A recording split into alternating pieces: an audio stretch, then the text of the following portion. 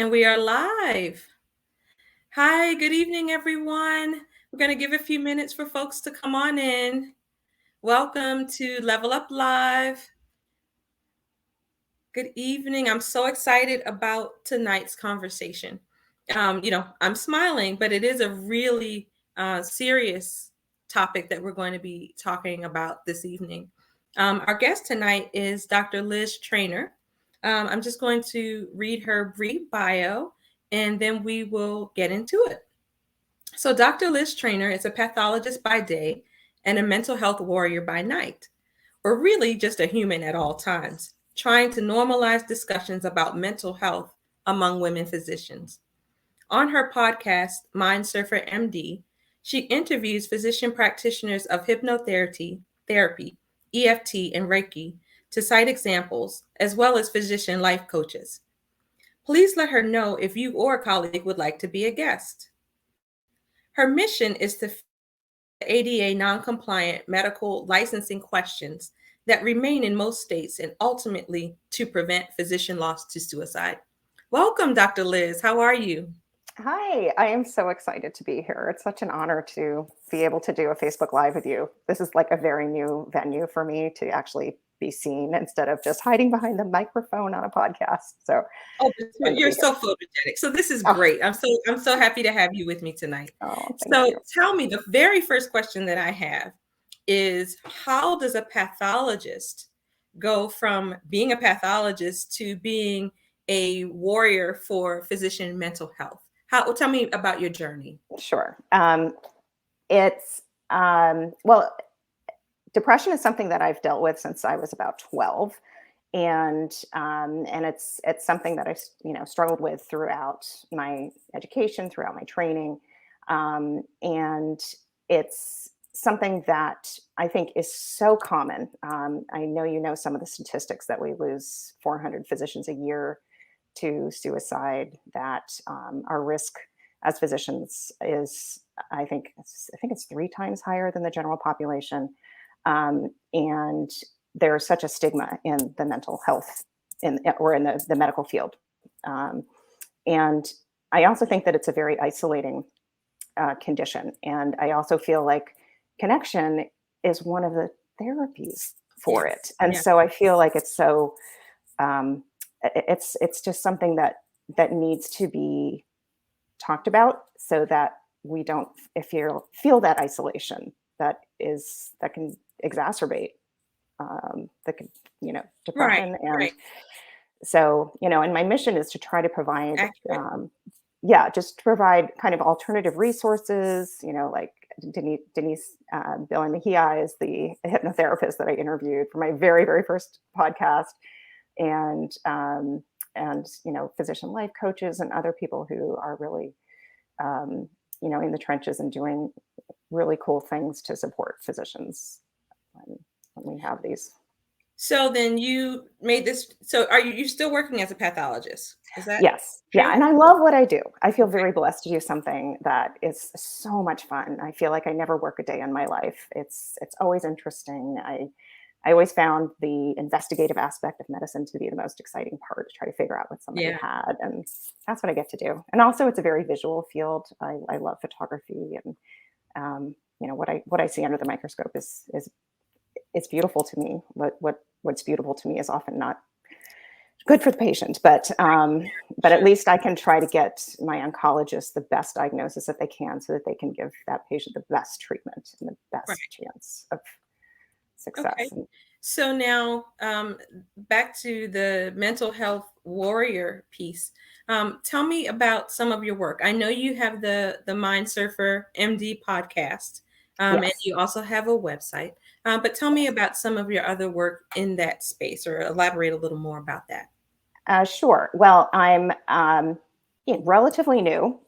This is a growth passion project of mine. It's doing something that's a little outside my comfort zone. I've become, very comfortable and proficient in pathology. I love learning, and this is a chance for me to kind of step outside my comfort zone and do something that is a little bit of a stretch for me, because I think we all grow when we step outside of our comfort zones.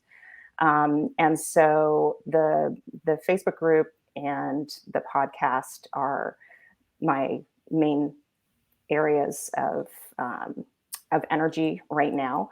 As I said, I do have broad hopes of helping to contribute to, refining the medical licensing laws in many of our states. One of the posts that I was able to share recently was that because of the loss of a young mother with postpartum depression, uh, the medical licensing laws in Minnesota were fixed as a result of that. And there's a wonderful nonprofit, drmom.com, that was formed as a result of this very sad loss. And so that's just one example of a resource where people can get involved. Also, you and I were just talking about the American Medical Women's Association Humans Before Heroes initiative, where they have a map of the United States, and each state is a different color depending on how mental health friendly your medical licensing laws are. And so that is another place that people can go to. I would just suggest Googling AMWA Humans Before Heroes to find it, because it's kind of a complicated website. Okay. And just so you all know, we will post that website in the comments after we're done with the live, so that it'll be easy for us to find. So Dr. Liz, it sounds like you're doing kind of twofold work. So the advocacy piece, but it also sounds as though you're providing resources as well for physicians who are experiencing depression and anxiety and other mental illnesses. Is that accurate? Well, I want to, of course, give the disclaimer. I am a pathologist. I'm not your doctor. I'm not a mental health professional myself. That's why I like to interview people who do have expertise in those areas. And there's two interviews that I am very eager to release. One is with Dr. Mona Massoud, who is the founder of the Physician Support Line, which is, as you know, staffed by volunteer psychiatrists and provides support, which is anonymous, for physicians who are in need of support at any time. We can post that number. I have that number here as well. And then Dr. Diana Landano is another interview that I recently did, and she has a similar free support line, physician coach support, which is for also for physicians who are having a tough time, and it's staffed by volunteer life coach certified physicians. And so I also want to make that information available to our listeners tonight.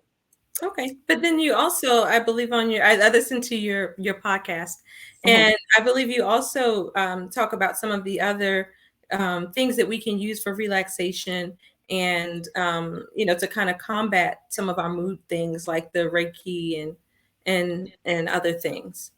Yes, like just last night, actually, I was doing a class on the emotional freedom technique, and one of my interviews is a discussion with a Harvard-trained psychiatrist who is an expert in EFT. She's a wonderful speaker, and she's also a coach, and it's just such a simple technique where you use neuroassociative conditioning to kind of interrupt the wiring while you're thinking a different thought than the thought that's troubling you. And you just kind of go through and tap the spots. So it's tapping. Uh-huh. Yeah. And again, I'm not an expert, so I fully disclaimer there, but that's just like another idea. I am in the process of getting Reiki certified. I've finished Reiki level 2 with one of the physicians that I've interviewed. I haven't released that interview yet, but Judith Hong is just a really cool lady. She's a dermatologist who is also a Reiki master, and she's got a fascinating story, which I look forward to releasing that interview so that you all can hear it. But she survived the Santa Rosa fires a couple years ago, lost everything. Wow. And that's when she discovered Reiki, changed her life for the better.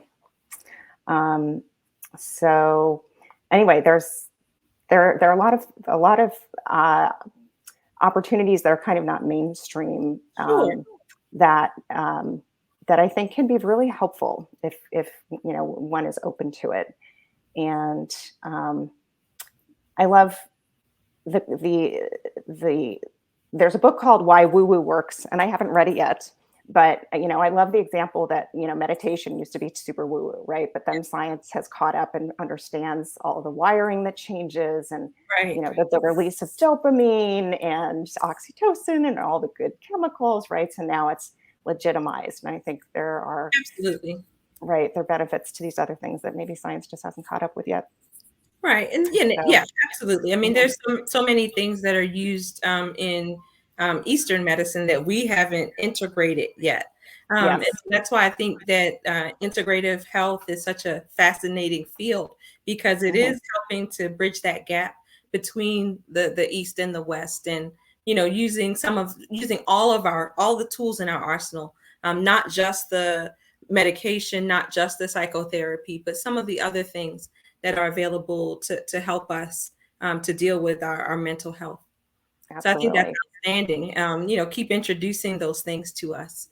Um, Yeah. so one question that I do have is, what is your vision for Mind Surfer?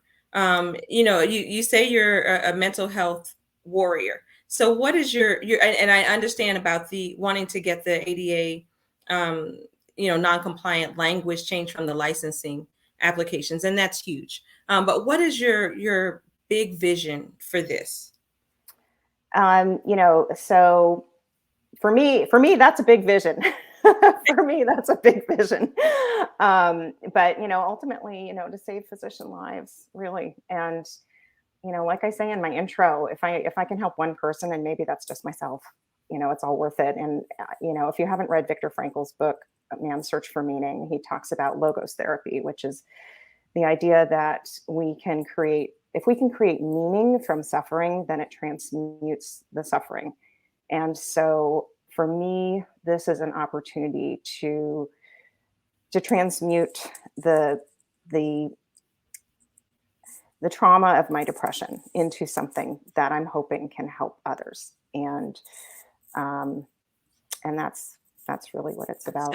So, if this is going too deep, you tell me and I'll stop. Okay. So you Hmm. say the trauma of your depression. Can you Hmm. tell us how having being a physician with Hmm. depression, how did that impact you in terms of, because your crusade is for this ADA non-compliant language. Did you feel like you Hmm. needed to hide the fact that you had depression? Were you reluctant to get care because of that? Fortunately not. California is one of the more progressive states, and my hospital also has more progressive questions where basically they're just asking, if do you have anything that currently impairs your care of patients, instead of saying, did you ever have any kind of mental health condition, right? And so I have a psychiatrist, I have medication, I do all these supplemental things. You can see part of my therapy is behind me, is my exercise. That's part of Yeah. my routine every morning. I meditate every morning, and I do all those things to support myself. Um, and so I have always been my heart on my sleeve kind of a person. Yeah. And I can't lie. It's just who I am, for better or for worse, take it or leave it. And so so fortunately, that's something that I never felt I needed to hide. I think you could say I'm a functional depressive, if you will. Like, I'm still able to go to work. It's just that I consult on a lot more cases, and in some ways, um, you could even argue I'm maybe even a better pathologist because I am feeling even less sure of myself. And so I go to extra degrees to get everything taken care of, because it really is so important to me, every patient that I am working up to get the best diagnosis. And Right. um, And then studies have shown, kind of the surgeons that are super cocky, they're actually not the best surgeons. It's the ones who we kind of doubt ourselves. Those are the ones that are really the the ones with better outcomes, interestingly. Yeah. So And I yeah, think too that we need to create spaces where it's okay to be your authentic self, where it's yeah, okay to say I'm not having the best day, or I'm not having the best week, or maybe even the best year, and have that not be the end of the world, and right, to right. actually be able to get the support that is needed. I really like the name that the American Women Physician Association, the Humans Before Heroes, because I think about that a lot when I think about physicians and mental illness, that there's expectation that we can't be affected by anything really. That Right. you can't have mental illness. You can barely have physical illness. I mean, I can remember in residency having one of my um, classmates walk around with an IV in her arm and still seeing patients. So you're denying Wow. the fact that you're ill enough to need an IV and you're still seeing patients. And so, and then with the stigma attached to mental health, and then of course these questions that pop up on our credentialing forms and on our licensing forms, it really does make it difficult to be honest with people and to get the support that you need. There's all we've all probably known someone who has, at least tangentially, who has committed suicide, a physician who's committed suicide. And it's generally really out of left field. I mean, some of them sometimes there might be a circumstance that you see, and maybe you can see it coming to an extent. But I think often it's out of nowhere. Yeah, yeah. And I did have a dear friend from residency that he's somebody that I keep in mind at all times, and he's somebody who everyone loved. I just Everyone loved Phil, and it was just absolutely heartbreaking, as you can imagine. But I honestly, I would never ever do that to my friends and family. And so for me, I feel like Phil is I mean, this sounds like a little crazy, but and I'm not even super religious, but he's sort of like a Jesus figure for me. Like, I feel like he his that experience is the ripples are so painful for everybody around that I that is it's just not an option. And my daughter also struggles, and so we have a deal. That is just It's just not an option. Yeah. Yeah, I Yeah. can I can understand that, and unfortunately, not everybody has that deal. They don't have that Mhm. openness, and so again, Mhm. I think it's important that we create spaces and Yeah. opportunities, and normalize actually mental illness in the whole population, but Yes. especially with physicians, So we deal with common. right, right. It's very common, probably more common than not, in fact. So normalize it, make it okay to have depression and anxiety, and whatever else, and make it okay to seek the care that you need, and talk to your friends about it, just like you would, oh, I was diagnosed with high blood pressure. Nobody's Exactly. ashamed to say they have high blood pressure, Right. but it's like this thing that you have to keep hidden. And I think that that's a big part of it. And then I think too, changing that language is going to be a huge thing. I think so too. Definitely going to be a I think huge it's the thing. first So step. you guys make sure you Yeah. go to Humans Before Heroes, and sign up for whatever advocacy work there is in your state, whatever petitions there are, and other things, to make sure that we can get that language changed, because it does give you pause when you look at it. If you've ever struggled with anything and you look at that and you're like, well, I need to be able to support my family, I need to be able to practice my craft. Am I going to answer this in an honest way, especially the ones that ask, have you ever? Right. What if it was 20 years ago? Do you really need to put that on that form? It's a ridiculous question. It shouldn't be asked. It doesn't matter. So one of our Facebook join members is saying the brain is an organ, but is treated as an accessory. Ooh, I like Yeah, that. I like that too. Absolutely. Um, would you like to take some questions? Maybe I don't know if our Sure. viewers have questions. If so, type them in the chat, and I'm happy to relay those to Dr. Liz. Are you able to see the chat? I am not. I Okay, am. I wasn't I'm sure. just. I I'm just wasn't sure. enjoying your beautiful face. So. So yeah, so if anybody has any questions for Dr. Liz, I'm happy to share Mhm. those as well. And while we're waiting for those, I just wanted to say, just wanted to give a shout out to Dr. Jesse Mahoney and the Mindful Healthcare Collective. Niching and Jesse had a really wonderful retreat in Connected Nature last July, which I cannot recommend highly enough. And I'm going to be doing it again next July. And I just think Dr. Mahoney is a fabulous coach. I also just got back from another retreat that she did. Um, and so I've kind of become a coaching junkie. I find it really helpful. So it's just very helpful to get these mindset shifts that can really quickly kind of intercept our brains when they're going down the wrong path. And it's just very helpful to reframe. Yes, It's another absolutely. tool. Absolutely. And then Yeah. also to connect with people who have the same goals Yeah. and some of the same struggles and some of the same just the camaraderie of it, I think. Absolutely. To find a community is so helpful. Yes. Yeah. Yes. So we do have a couple of questions. The first is, where can folks find out more about you or connect with you? Sure. So I have a private Facebook group, Mind Surfer MD. But if you friend me, just Liz Treynor, you'll find me. I'm the only one.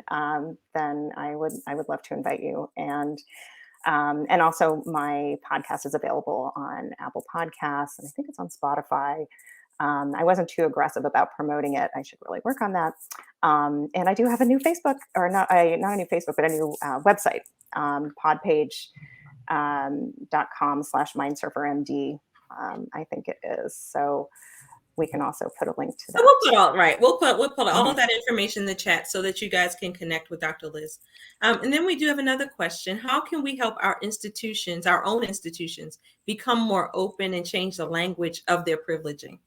Oh, I love that question. I love that question. I would start by going to the AMWA website, Humans Before Heroes, and see what they are doing on a state level. I think it's maybe easier to. It's interesting because I think it's almost easier to advocate on a state level because we're almost more anonymous, right? Because we're not known personally in the Right. sphere in the hospital. But I think that's a really important question, and I don't have the best answer for that yet. My first response is I think it's easier to start at the state level, and then it will trickle down. Um, but yeah, so talk to me, email me. Let's figure it out.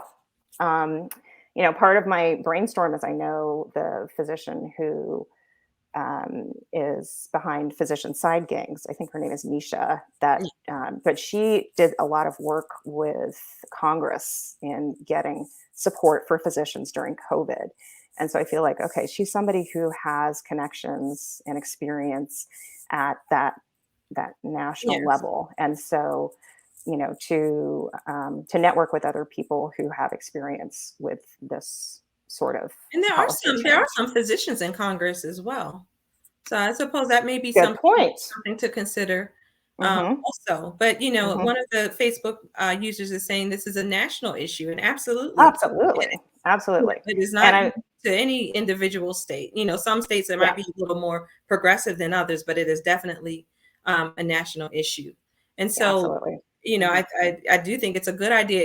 Even if there's nothing in your state, maybe we need to think about getting some grassroots movements going, Hmm.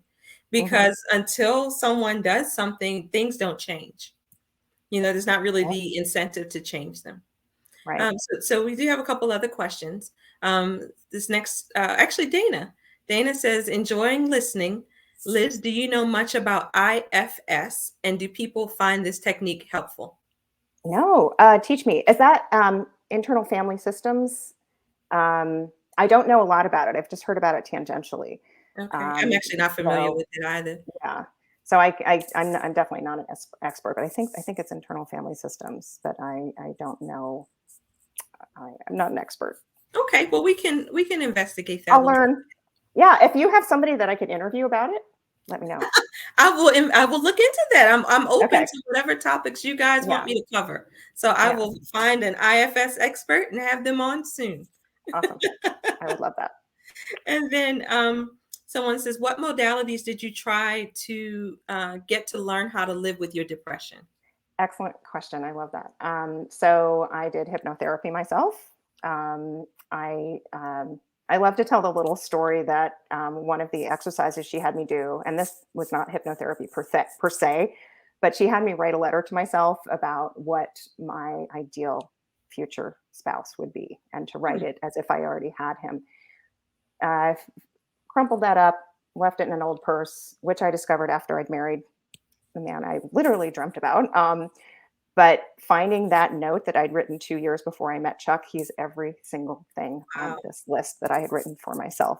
So anyway, so that was my hypnotherapist. I also had an acupuncturist for many years before she retired. And like I was mentioning, just routines that are grounding for me. I get my matcha in the morning, my which has a threonine in it, which is a calming Mhm. chemical, as well as like sort of a less of a spike in the energy level compared to a coffee, for example. So, but anyway, I get my tea, I work out, exhaust myself, and then I can meditate because I get all my wiggles out. And so those are part of my So, kind of my well, routine. how did you start Mhm. exploring kind of alternative means of dealing with your depression? Because it really would you'd have to be a little proactive, I would think, to say, Yeah. okay, I need more than the traditional thing. So, Right. Right. what prompted you to look for that more? And Right. Because it wasn't it's kind of working. like one lead to the next thing. And right. Yeah. And then I should also mention my latest sort of extracurricular advanced activity is my daughter said, ketamine has been really helpful for my friend's dad. And I'd heard of other people who'd have benefits from Mm, ketamine.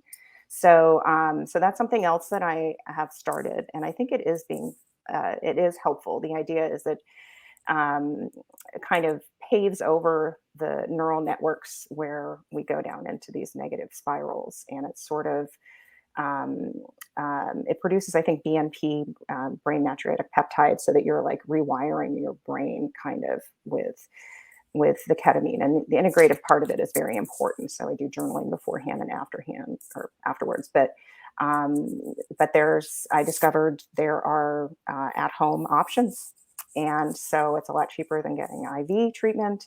actually, And for ketamine? mhm, mhm, Wow.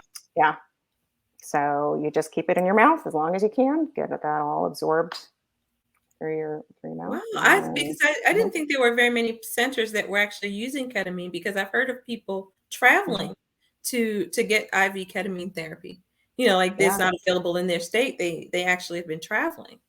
So mhm, that's interesting. Very yeah, innovative. and it's legal in California, so I don't know if it's illegal in some states still, but it's I have to say it's super convenient, and it's so much cheaper to do a mail order program. And I also like it because they have integrative support, so they have like a support group. So I've met some other people who've had a lot more experience with psychedelics than I have, has a psychedelic version, and some health coaching support through them as well. And so that's something else that I'm finding really helpful. And as I mentioned again, the coaching, I think getting the tools to redirect my brain when I start going down the wrong kind of the Right. pathways that don't Yeah. serve me. I like that way of thinking about it. Things don't serve me, Right. Right. right? So like Absolutely. just changing language, changing focus, changing physiology are sort of three of the the three kind of pillars of ways to shift my Say that thinking. again. Say that So, Changing. and these are from Tony Robbins. So thank you, Yeah. Tony. Okay. But I love. I always That's thought he fine. was like this crazy cult leader, but he's like a good cult because he does brainwash you, but he washes all the junk out. You know, so Yes. it's like a good cult. But he talks about changing your physiology, Okay. right? Get up and move, dance. Like I do Zumba today. I love my Zumba class. It always makes me laugh. Exercise, whatever. But changing your physiology, changing your focus, right? Because you can always look at what's wrong, but you can always focus somewhere else and see what's right. Right. Right. Yeah. So it's like where you choose to focus. And that's huge. Yeah. Yes. Right. And then changing your language. And he gives the great example, like instead of, oh, fuck, to say, oh, that's fascinating. Right. So like for me, like when I had this meeting with my medical biller, and like there's all these reasons that insurance companies are deciding to just pay us less just because they can, and they have, we have no control. So I'm just like, that's fascinating. That's so fascinating. And then just changing the word, it has a different effect on our psyche, right? It's like absolutely. So it helps us to three. reframe it and not internalize it the same way. Exactly. And that's very important, because we definitely get to choose what we think about.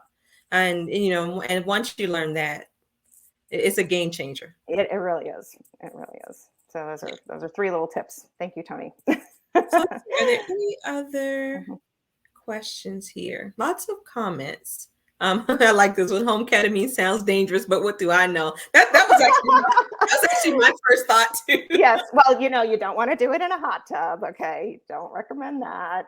You have to have a sitter, right? So it's either my husband or my aunt. They have to be, there reading a book, whatever. You can't eat for 4 hours beforehand because the one real risk is aspiration. Okay. So it works. All right. So tell everybody again. I'm on Facebook, just my name, Liz Treynor. You'll find me. And again, Mindsurfer MD is a private group, so you would need to friend me first and let me know that you're interested, and I would love to add you. So you can join our discussions. I encourage everybody to participate and post in the group. And then my podcast, Mindsurfer MD, is available on Apple Podcasts, and I'm pretty sure it's on Spotify. And I have a Facebook page now, or not a Facebook page. I keep saying a Facebook page because that's what I've always had, but now I have an actual website, which is podpage.com/mindsurfermd. Wonderful. So thank you so much for enlightening us a little and giving us lots of food for thought. We have a new avenue for advocacy, humans before heroes. And hopefully we can get some of these things changed and hopefully stop stigmatizing mental illness, because we do lose entirely too many physicians every year. When we think about it, I think I saw a statistic that said 1 million patients lose their doctor. But beyond the patients that lose their doctors, there are the mothers who lose their children. The parents, mothers and fathers that lose their children. There are the children that lose their parents. There are those who lose their brothers and sisters. So we have got to, stem the tide and turn this thing around, because it is too much. And we can't believe the hype that we're supposed to be these superhuman people, because we're not. We know that. At the end of the day, we're regular folks just like everybody else. We just happen to have a particular set of skills. So yeah, some initials after our names, whatever. Exactly. Right. Exactly. But that does not exempt us from any of the other ills that might visit other folks. Yeah. So thank you very much, Dr. Liz. I appreciate your time. Thank you so much for having me. This is an honor. Oh, you're very welcome. It's been my pleasure. Tune in next week, where I believe we're talking with Dr. Tawana Gilliard next week, but I will post about that soon. And if you're enjoying this series, please invite your friends to come into the Level Up Lady Doc Facebook group so that they can have direct access to our guest and be able to ask questions in real time. Take care and have a great night. Thanks, everybody. Take care. Bye.